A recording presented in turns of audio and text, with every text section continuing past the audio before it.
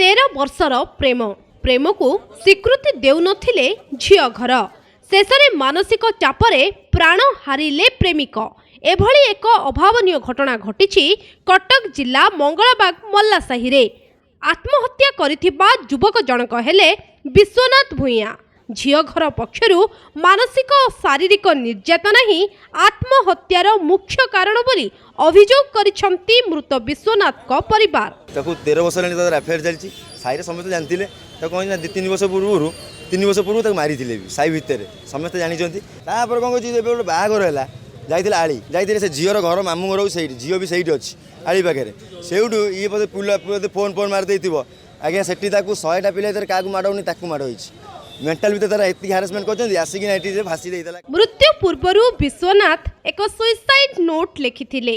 सेथिरे तांको आत्महत्या पई संपृक्त युवती और तांको परिवार को दायी करिसंती। पुलिस मृत शरीर को जबत करी व्यवच्छेद पई कटक बड़ मेडिकल को पठाइछंती। एहा सह घटनार तदंत जारी रखिछंती। कटकरू जगन्नाथ प्रसाद महांती को रिपोर्ट कोणार्क न्यूज।